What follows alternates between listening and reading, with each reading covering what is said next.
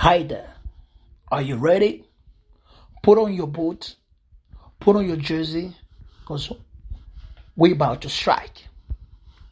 We're going to learn about soccer or football terminology. Mbote kuna. Tombote na bino. Est-ce que bongi sami? La tababot na yo, tia mayo na yo, poete to lingi, to beta to frappe. Tokoyekola na tina ya terminology ya ndembo ya makolo. Ndembo ya makolo. Yango eza ndembo ya makolo eza tobengaka football. Are you ready to learn? Let's do it. Grab your notebook and pen, please have a seat. Football for the European and some part of Africa, and for the American continent, that's just soccer. Terminology. Ndembo ya makolo. Terminology ya ndembo to ya ndembo ya makolo. Tozana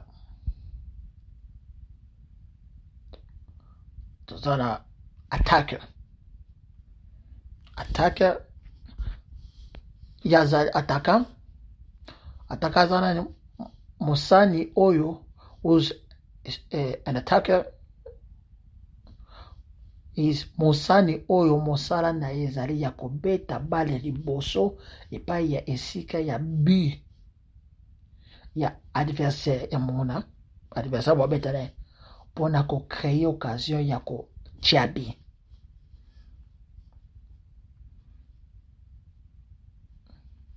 Feme. Since most English speakers understand the word already, so I'll be saying only in Lingala. That is an attacker. Back heel.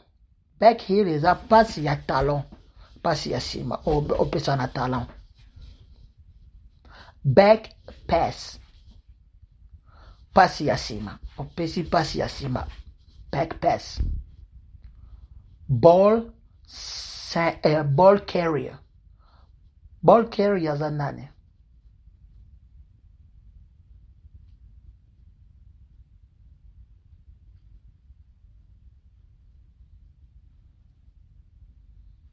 Mokumbi bale ngabe ngabe ball carrier. Mutakumba bale.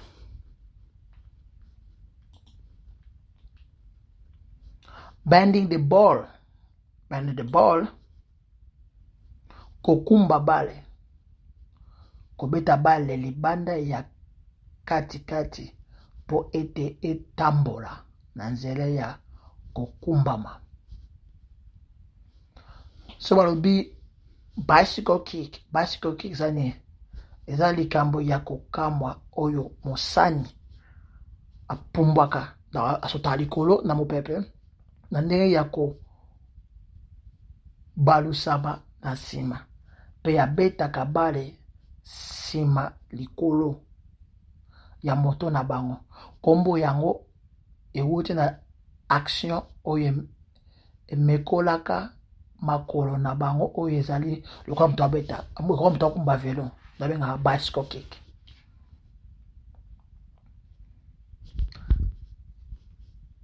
Sand sport is nini? Yango esika ya katikati. Esika oyo batie elembo na katikati ya esika oyo lisano ya kobeta masano ebande. Confederation aboyebi. Corner flag. Mwaka wachana bakwai. Azapa mtu wachana bakwai. Taweta bala yangwara. Corner kick. Coup franc.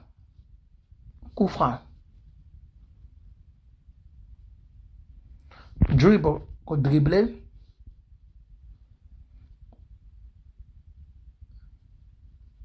Défenseur. Direct free kick. Coup franc direct. Cross is a din. Cross is a pass oyo esalemi na elongi ya bi. And when it's cross in the foot, is a pass played across the face of a goal. Iboso ya B. Dummy runner. Dummy runner yango eza kokima mbango ya mosani oyo azali na bale te. Ya mutu akokima bale ataka ala ndembe ala bale te. Effect quoi. Ya wabenga dummy runner. Babi FIFA ilaka nini FIFA eza Fédération Internationale ya Football Association. Toloba football eza ndembo na lingala. Bameka benga ngo football to soccer. Oza ndembo. Football za ndembo ya makolo. Soccer ya ndembo.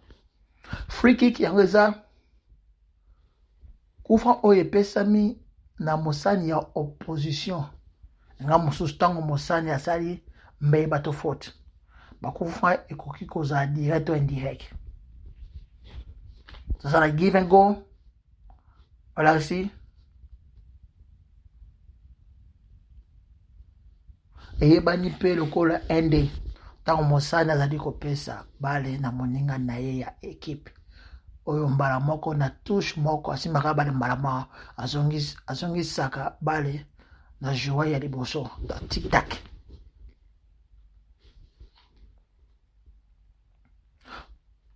Goal area tango eza esika ya mokano.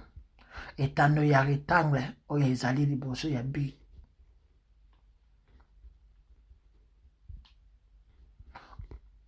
Tozana goal kick.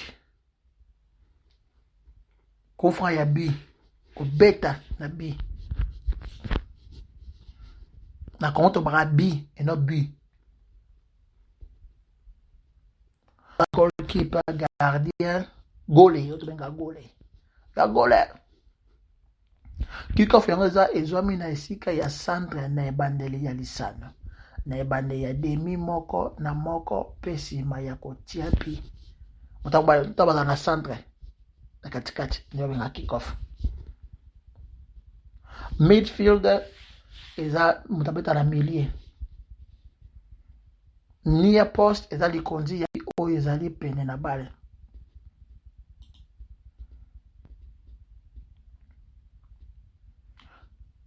Outswinger eza kufa oyo ebalukaka mosika na B.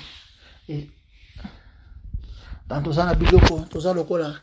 Here eza litindi ya litindi. Midfielder ngale yasowa mosani ya katikati. Striker mosani ya ataka. Na lingala instead of saying tackle or to mark someone to bakangaye, makeye, takeye, kobuka, stripper. No, it is a tackle, it is a sliding tackle. No, buka, takeye. Me makete, that's me mark the person. A sliding tackle, bukaye, takeye. Sliding tackle or tackle, bukaye, takeye. And to goalkeeper. And once someone miss a goal, wire. Arrête. That's you missed the goal. Nzadi is me, you missed the ball. The ball is in front of you. Instead of kicking it, you miss it.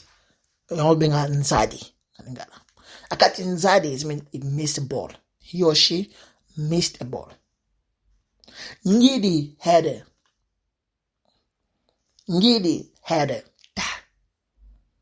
Shibia, that's volley. Volleyball. When someone do the volley. Shibia, to shim it. Volley. I bet you nobody put that shibia is meaning he need a volley. Chodi is like you are pitching the ball. Instead of kicking the ball the way a soccer player or football player is supposed to do, but you kick the ball, it went high. That's chodi. You kick it with your toe instead of kicking with your, along the side of your foot. as football players do. But kick with your toes. That's chodi. I bet in chodi. My man, a foot there. Foot is someone who doesn't know to play. Doesn't mean it's not. It's zero when it comes to football or soccer. Open up. That's me. Don't trust on this player. Oh, go to Pendaya here. Go more about Mavwanga. This goalkeeper. It ain't serious. He's a joker. Arbitre is a referee. Penalty. Ça c'est penalty ou c'est penalty. Baboukiye. Aratebi. I bet you the banda, you kick it off. Start going to the goal. Outside. There's a lot. Wingers are izaba eli batobe kitala mangamu. Tozala defensive ba 5 ba ni ota ba kwankwa ba benga wa wingers. Bataka oyo babetaka na ba kwankwa ya terrain.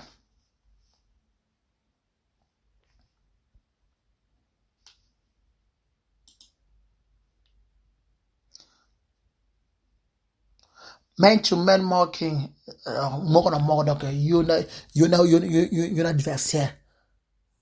Man-to-man.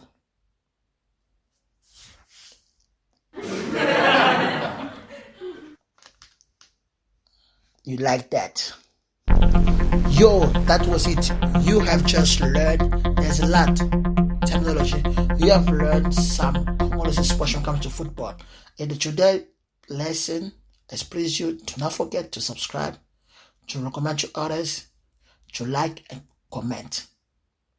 Oyoko shika ba terminologie ya ndembo na ningala nini ba Congolais ba réagaka tawata la balle.